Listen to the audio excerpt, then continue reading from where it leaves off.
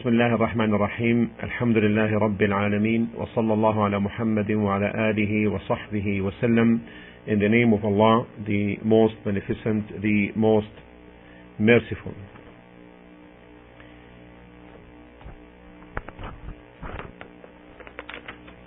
All praise is due to Allah. We praise Him and seek His help and forgiveness. We seek refuge in Allah the Most High from the evils of our own selves and from our wicked deeds. Whomever has been guided by Allah, none can misguide him. And whomever has been misguided by Allah, none can guide him. I bear witness that there is no true God worthy of worship except Allah, alone without a partner or associate.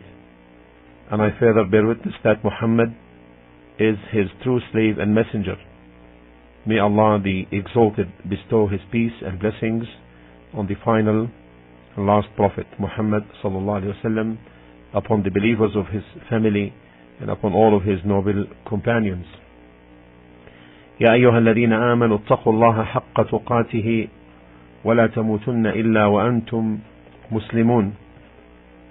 O who you believe, fear Allah as He should be feared, by doing all that He ordered and abstaining from all that He forbade, and die not except in a state of Islam, as Muslims with complete submission to Allah.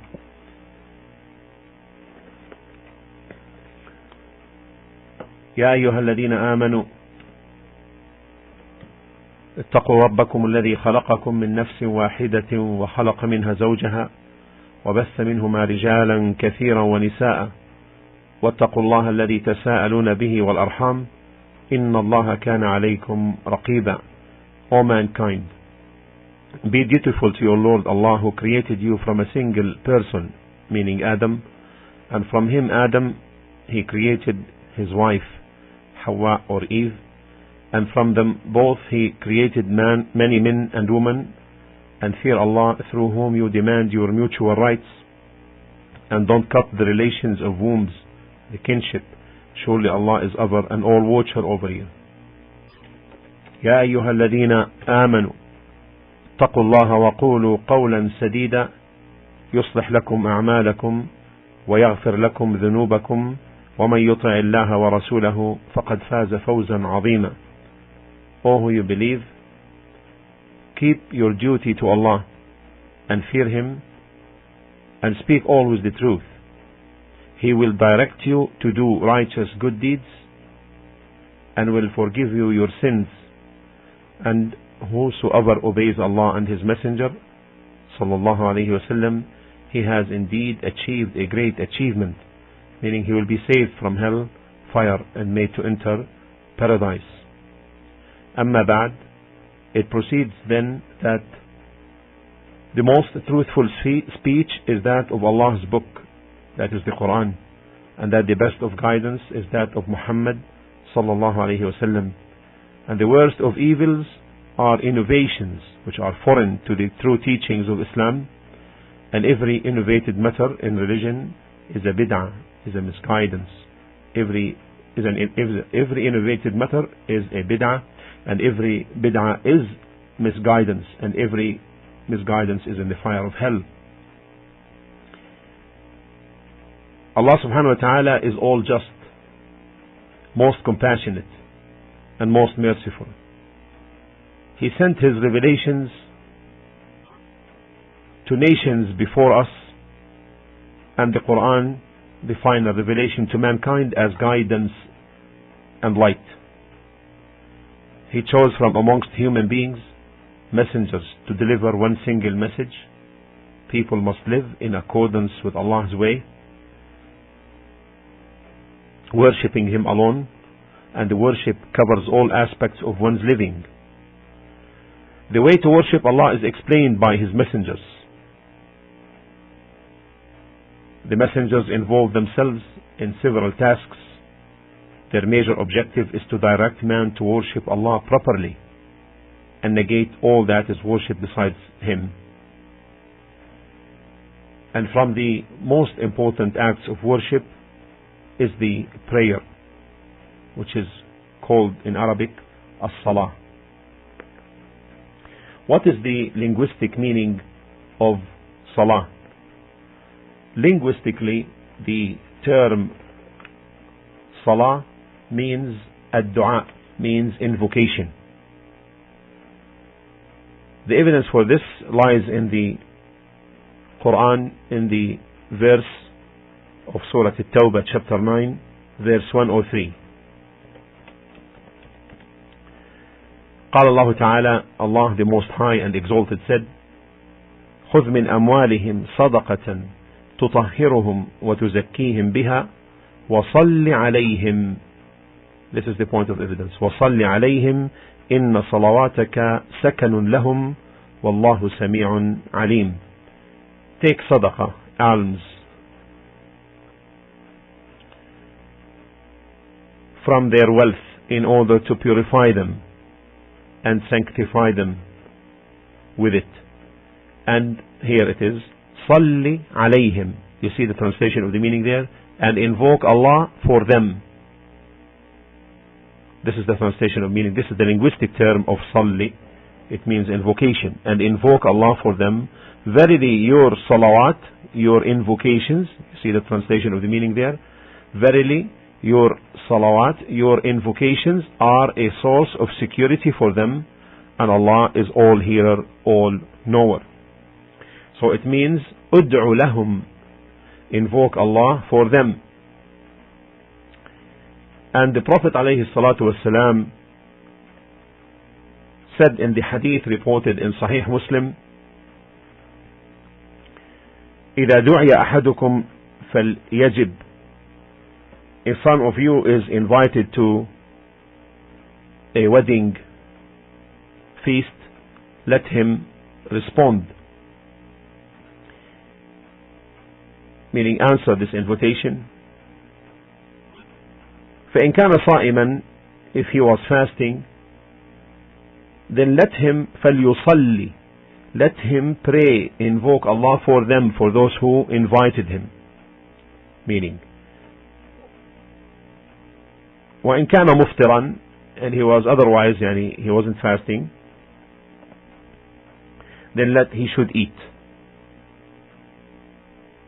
So here the Prophet ﷺ said, فإن كان صائما, if he was fasting when he was invited to that, فليصلي, meaning let him invoke Allah for his blessings and good and forgiveness upon those who invited him. And the salah from Allah means his good praise, and from the angels it means the invocation. Let's take the following verse in the Quran as evidence for this. قال الله تعالى in Surah Al-Ahzab 33, 56, إن الله وملائكته يصلون على النبي يا أيها الذين آمنوا صلوا عليه وسلموا تسليما. Here Allah says, إن الله وملائكته يصلون على النبي. Allah makes salah on the Prophet. What does this mean? Here his praise, it refers to his good praise, graces, honors, blessings, etc. on the Prophet Muhammad sallallahu alaihi wasallam, and also his angels too, meaning make salah on the Prophet. What is the angel's salah? It means invocation, asking Allah to bless and forgive the Prophet alayhi salatu wasallam. So, all who you believe, send your salah also upon him, meaning invoke Allah for the Prophet alayhi salatu wasalam, to bless him and have His grace and mercy, etc. upon him. وَسَلِّمُوا تَسْلِيمًا, and you should also greet and salute him with the Islamic way of greeting, which is this Assalamu alaikum. It is said here that Salatullahi is His praise, the Salah of Allah is Allah's praise upon the Prophet before the angels, and the Salah of the angels upon the Prophet is their dua, is their invocation.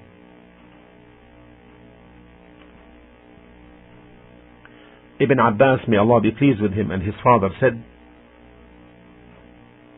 إن الله وملائكته يصلون على النبي, Allah and His angels make salah on the Prophet, meaning yubarrikun, meaning bless him, invoking Allah with respect to the angels to bless him, and Allah subhanahu wa ta'ala sends His salah, His blessings upon him. It is also said that the salah of Allah refers to His mercy, and that the salah of the angels refers to the istighfar, seeking forgiveness. قال الله تعالى أولئك عليهم صلوات من ربهم ورحمة وأولئك هم المهتدون, in Surah Al-Baqarah in 157. They are those on whom are the salawat from their Lord. We'll refer to that now in a moment. They are those on whom are the salawat from their Lord, and they are those who receive His mercy. As you can tell here, there is an addition, there is a conjugation with the term and receive His mercy. So mercy is added to the salawat, is conjugated to the salawat, and conjugation in a statement indicates distinction.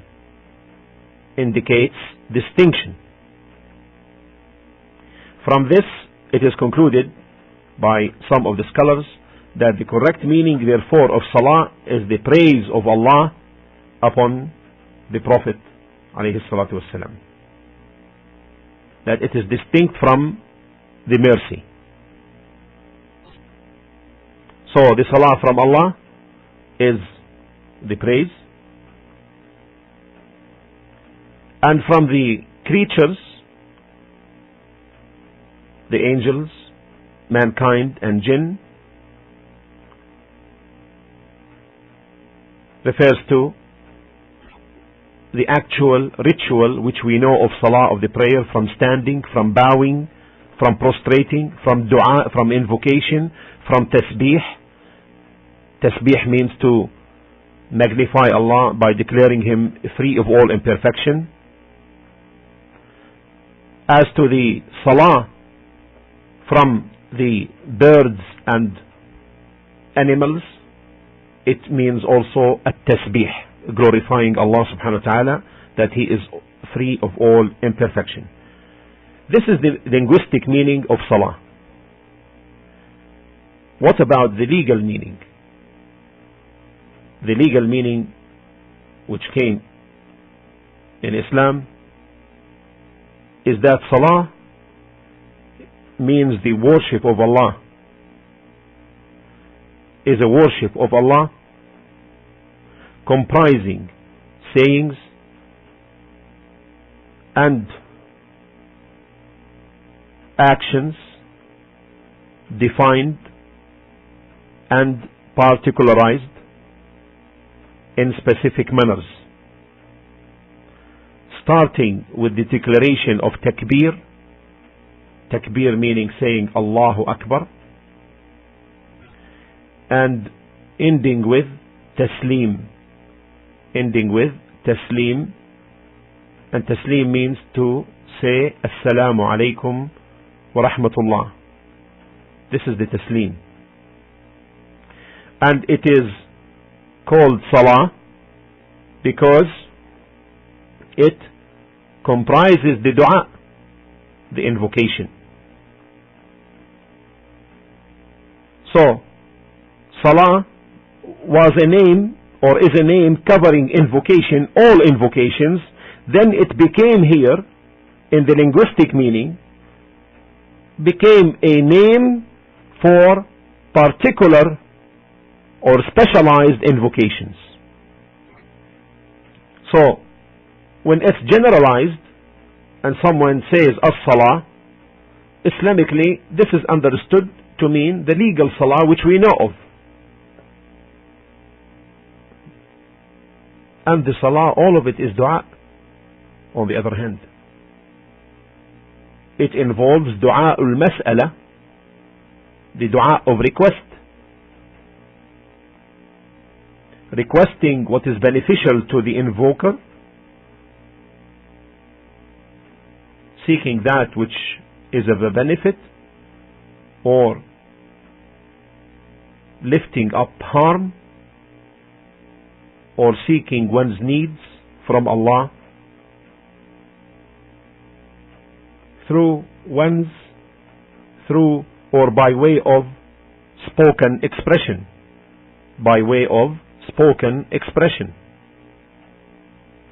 and it also is dua al-ibadah. It comprises the dua which is worship, and this means seeking the reward by doing the righteous deeds, from standing, sitting, ruku', bowing, and sujood. Whoever does these acts of worship, then indeed he invokes Allah and seeks Him by way of non-spoken expression.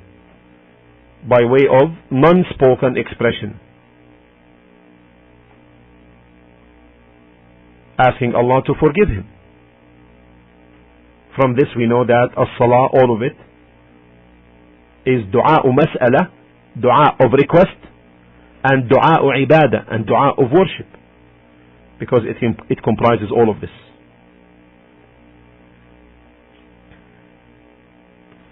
So far we have covered, therefore, the linguistic meaning and the legal meaning of salah. Second point of discussion is hukm as-salah, the ruling concerning salah. Salah is from the most asserted pillars of Islam. Rather, it is the second pillar after the testimony of Tawheed. And it is the most asserted action of the body limbs. And it is the pillar of Islam, as authentically related from the Prophet ﷺ, when he said about Islam, عموده الصلاة, its pillar is salah. Allah subhanahu wa ta'ala ordained the salah upon his Prophet Muhammad sallallahu alayhi wa sallam in the most high place a man ever had reached, and in the most honorable night for the Prophet alayhi salatu wasalam, the night of Ascension, ordained without a mediator. Allah ordained it upon the Prophet alayhi salatu wasalam 50 times in the beginning, 50 times during the day and the night. However, He, the Most High, the One free of all imperfection, lightened this upon His slaves until it became 50 in action, or rather it became 5 in action and 50 on the scale. And this indicates its importance, and it indicates the love of Allah of it. And this also entails that man should spend some good portion of his time in Salah. So we conclude, therefore, that the Salah is obligatory. Its obligation is entailed by the book, the Quran, and by the authentic Sunnah, and by the consensus of the Muslims. As to the evidence from the Quran, in Surah An-Nisa, chapter 2, verse 103, قال الله تعالى: فإذا اطمأننتم فأقيموا الصلاة إن الصلاة كانت على المؤمنين كتابا موقوتا. إن الصلاة, the end of the verse.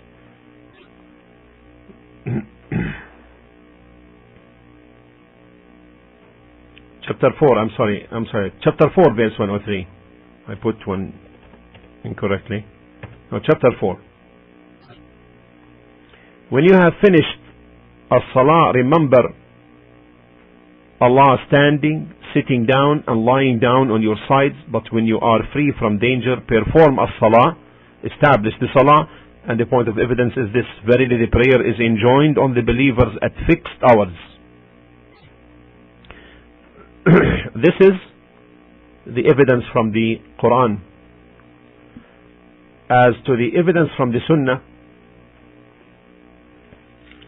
it is through the hadith of Mu'adh, the great companion of the Prophet Muhammad sallallahu alaihi wasallam, when he sent him to Yemen, when the Prophet sallallahu alaihi wasallam sent him to Yemen and told him to call people to the worship of Allah alone, and then he said to him and tell them that Allah enjoined upon them 5 prayers in each day and night.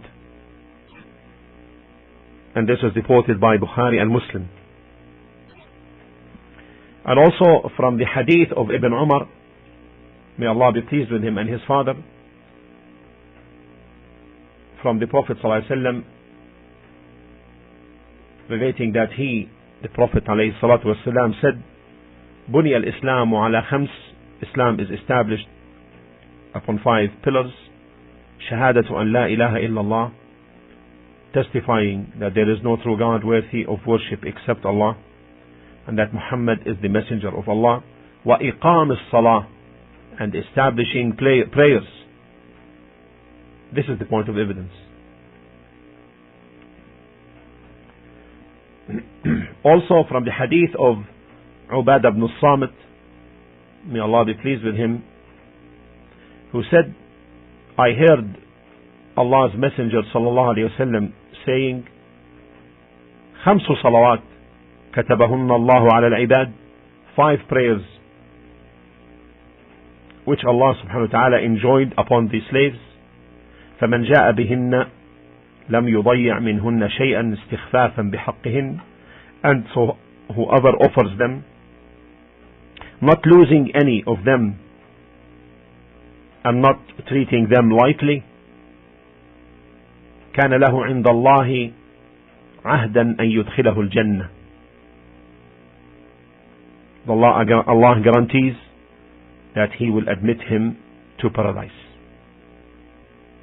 And the ayat and the hadith, the verses and hadiths proving the obligation of salah are numerous. As to the third evidence is the consensus, which is called al-ijma' of the Muslim ummah. The Muslim ummah is on this consensus that the salah is obligated 5 times in each day and night.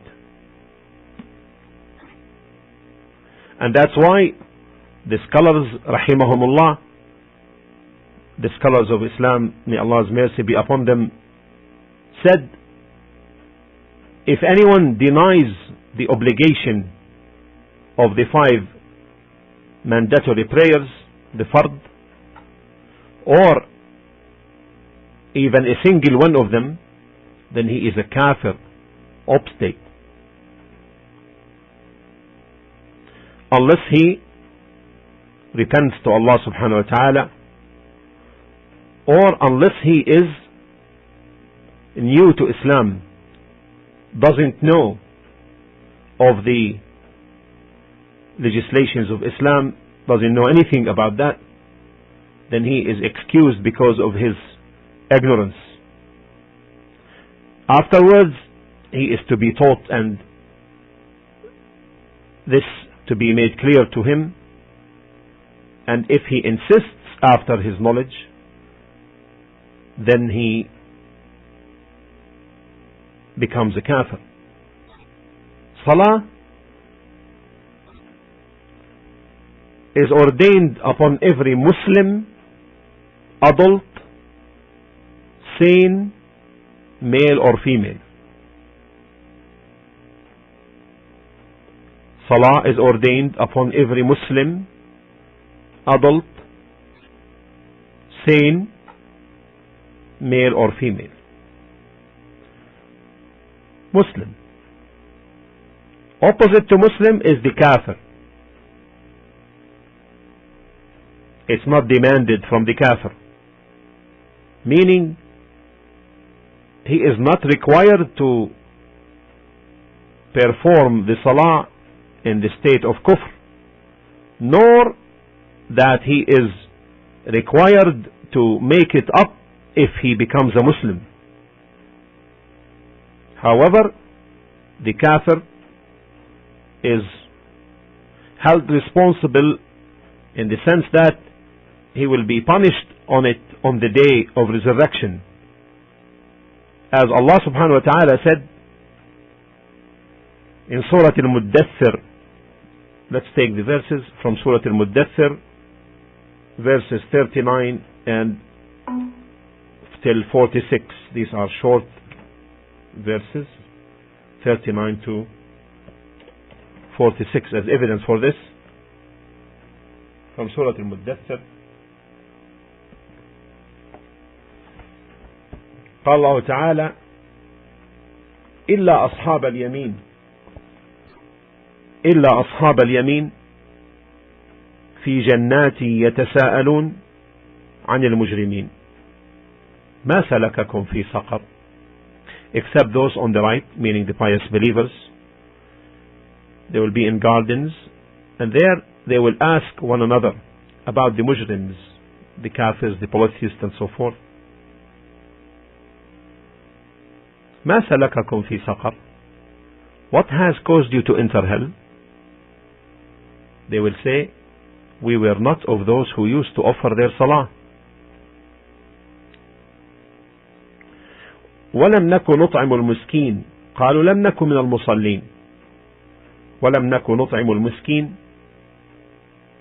وكنا نخوض مع الخائضين وكنا نكذب بيوم الدين. They will say, we were not of those who used to offer their salah, nor we used to feed the miskin, the poor, and we used to talk falsehood, all that which Allah hated, with vain talkers, and we used to belie the day of recompense. So they're saying, قالوا لم نكن من المصلين, we were not of those who used to offer salah, indicates that they were punished for that, in addition to their kufr and their belying the day of resurrection. As to the adult is the one who acquired one of the signs of adulthood, puberty, and they are 3 in total for the male and 4 in total with respect to the female. The 3 that are common: number 1, completing 15 years of age; The second, ejaculation of semen in state of awakeness or during sleep, during to sexual arousal. The third is the growth of the pubic hair. These three are common to men and women. There is an additional one specific to the woman, and this is the menses. This is one of the signs of reaching the state of puberty. As to the sane person, the opposite of the sane is the insane, who cannot comprehend. And from that category is the elderly man or woman. If they reach an old age whereby they are unable to distinguish things,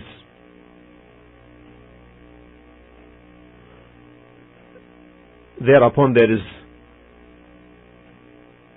no salah upon them, meaning there is no obligation upon them, because the lack of sanity, senile. As to menses and postpartum bleeding, these are things which hinder the obligation of salah during these times. The Prophet ﷺ said, isn't it that if she, the woman, is in a state of menses, she doesn't pray nor fast? The hadith is in Sahih al-Bukhari. The previous nations also had to deal with salah, meaning salah was affirmed with the previous nations, involving ruku', bowing, as well as prostration. We read about Prophet Ismail alayhi salam in Surah Maryam verse 55, وَكَانَ يَأْمُرُ أَهْلَهُ بِالصَّلَاةِ وَالزَّكَاةِ. And he, Ismail alayhi salam, Ismail used to enjoin on his family and his people as-salah and the zakah, and his Lord was pleased with him. Also in Surah Al-Imran concerning Maryam, Mary alayhi salam, in 3:43, قال الله تعالى يا مريم اقنطي لربك واسجدي واركعي مع الراكعين. O Mary, submit yourself with obedience to your Lord and prostrate yourself, and irka'i, and bow along with those who bow down. Also, after mentioning a group of the prophets in Surah Maryam, Allah subhanahu wa ta'ala said, إذا تتلى عليهم آيات الرحمن خروا سجدا وبكيا. After mentioning a number of them, Allah subhanahu wa ta'ala ended by saying the statement إذا تتلى عليهم. Those were unto whom Allah bestowed His grace from among the prophets of the offspring of Adam, and of those whom we carried in the ship with Noah, and of the offspring of Ibrahim and Israel, and Israel, and from among them, from among those whom we guided and chose. When the verses of the most beneficent were recited unto them, they fell down prostrating and weeping. And the verses are numerous in this regard. In our Sharia, the Salah was enjoined on the night of the Ascension, when the Prophet ﷺ was ascended to the heavens, the most high place a human had reached. And this was before he migrated to Al-Madinah, 3 years before he migrated to Medina, as came in Sahih al-Bukhari. As to the form of its conduction, it was first enjoined as 2 rak'ah. And when he, the Prophet ﷺ, migrated to Medina, the prayers of travel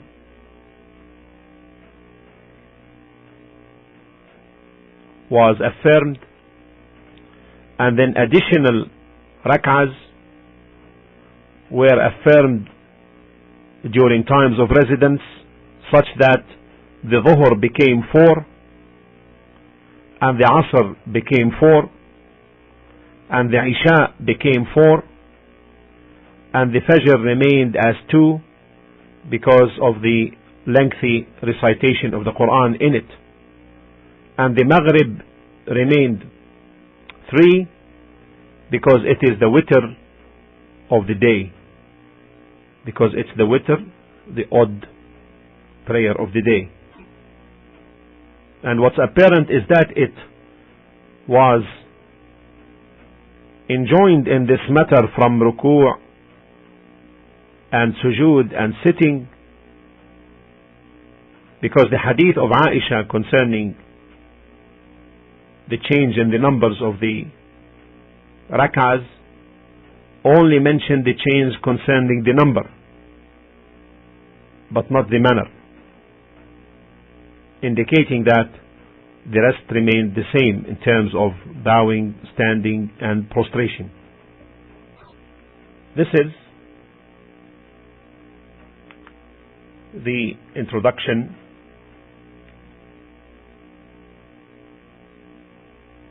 intended in this talk pertaining to Salah. And inshallah, in the next talks, we'll begin to talk about the rank and merits of Salah in Islam. Walhamdulillahi Rabbil Alameen, wa sallallahu ala Muhammadin wa ala alihi wa sahbihi wa sallam.